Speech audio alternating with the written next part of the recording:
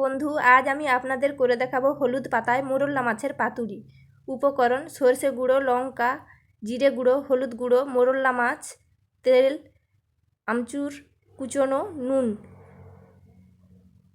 একটা বাটি নেব, বাটিতে মোরলা মাছগুলি নেব, তাতে একে একে সব উপকরণ যেমন আমচুর কুচি দিয়ে দেব,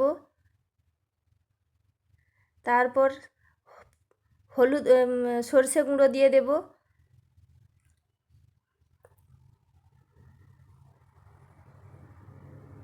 তারপর দিয়ে দেব জিরে গুঁড়ো,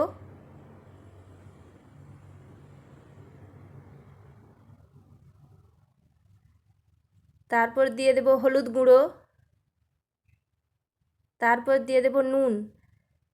নুনটা পরিমাণ মতো দেবেন, নুনটা আগে থেকে মাছে মাখানো ছিল। তারপর ওপর থেকে দিয়ে দেব কাঁচা সরিষার তেল এবং সামান্য পরিমাণ জল দিয়ে মিশ্রণটিকে ভালোভাবে মেখে আধ ঘন্টা ঢাকা দিয়ে রেখে নেব। তারপরে ধোয়া হলুদ পাতা নিয়ে মিশ্রণটি তার উপর দিয়ে দুটি কাঁচা লঙ্কা দিয়ে পাতাটা ভালোভাবে মুড়ে নেব। দুটি পাতা এইভাবে তৈরি করে নিয়ে ফ্রাইং প্যান গরম করে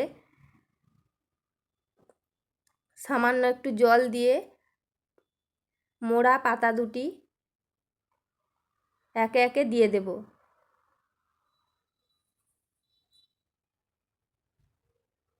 তারপর একটা ঢাকনা দিয়ে ঢেকে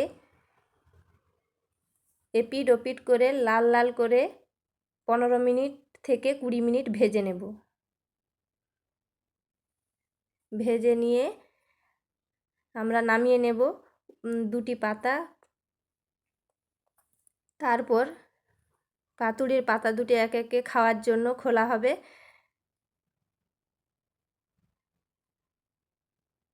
খুলে মাছের মিশ্রণটি আমরা ঢেলে নেব। আমাদের মোরলা মাছের পাতুড়ি রেডি হয়ে গেছে। দেখুন বন্ধুরা কেমন লাল লাল হয়েছে।